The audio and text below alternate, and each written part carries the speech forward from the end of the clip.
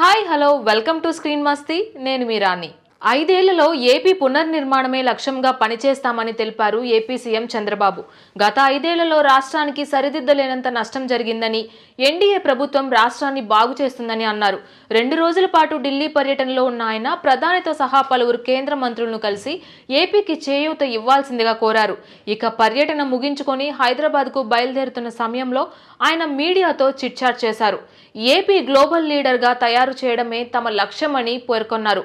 దక్షిణాదిలో ఏ రాష్ట్రానికి లేనన్ని గొప్ప వనరులు ఏపీకి ఉన్నాయని, కృష్ణా గోదావరి నదులు రాష్ట్రం గుండా వెళ్తున్నాయి. ఒక్క గోదావరి నుంచి 3000 టీఎంసీల నీరు సముద్రం పాలు అవుతుంది. ఆ నీటిని వినియోగించుకుంటే దక్షిణాది మొత్తానికి నీటిని ఇవ్వొచ్చని తెలిపారు. కేంద్రం నుంచి ఎలాంటి పదవులు ఆశించలేదు, పదవుల కోసం డిమాండ్ చేయలేదని ముఖ్యమంత్రి చంద్రబాబు చెప్పారు. వాజ్పేయి హయాంలో కూడా 7 మంత్రి పదవులు ఇస్తామన్నా తీసుకోలేదు. ఒక్క స్పీకర్ మాత్రమే తీసుకున్నామన్నారు. డిప్యూటీ స్పీకర్ పదవి అడగలేదు, వాళ్ళు ఇస్తామని కూడా తెలపలేదు.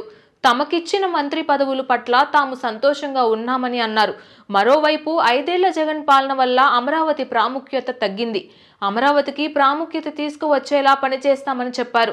5 ఏళ్లలో ప్రభుత్వ పరంగా కావాల్సిన మౌలిక వసతుల నిర్మాణం పూర్తి చేస్తామని తెలిపారు.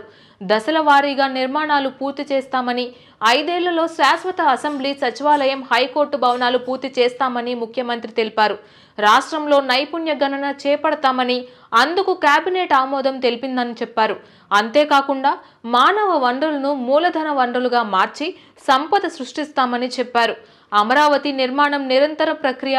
మరోవైపు తెలంగాణ సీఎం రేవంత్తో సమావేశంలో ఇరు రాష్ట్రాలకు ప్రాధాన్యత ఇస్తూ సమస్యలు పరిష్కరించుకోవాలనేది తమ లక్ష్యమని తెలిపారు.